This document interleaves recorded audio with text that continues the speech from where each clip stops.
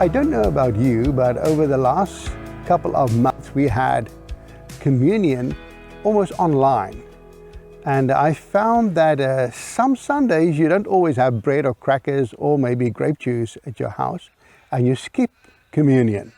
So if you have skipped communion over the last couple of weeks, as I most probably think some of you do, I would encourage you today to stop this video or this clip right now, pause it, and get yourself some bread or crackers and grape juice, because I want you to have a special experience, not to skip this one.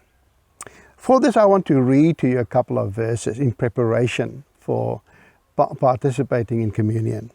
Now listen to 2 Corinthians 5 verse 18. It says,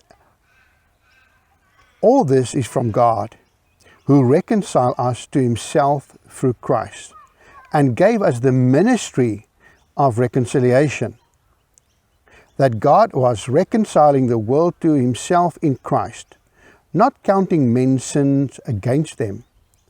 And he has committed to us the message of reconciliation. We are therefore Christ's ambassadors, as though God were making his appeal through us. We implore you on Christ's behalf, be reconciled to God. He made him who had no sin to be sin for us, so that in him we might become the righteousness of God." Isn't this a wonderful message? That we can see how many times a reconciliation, the word reconciliation, comes to pass in these verses. Maybe it's good for you to go and read 2 Corinthians 5:18 to 21 and count how many times the word reconciliation has been used. So I invite you for that.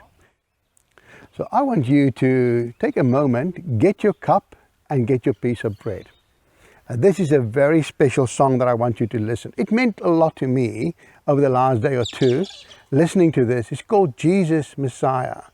And in the song we find these beautiful words that the singer sings about, that he came to bring righteousness to us, that he carried our cross, that Jesus rescued us from our sin, and also that he was the ransom from heaven.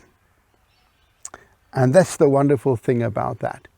I want you to be part of this. And I think it can be a special experience today if you would take your cup and you would take your bread and you would quiet your heart with me and listen to this song. Listen to the words. There will be lyrics on it.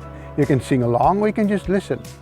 And then at your own time, I invite you to drink from the cup and to eat from the bread as we celebrate communion together.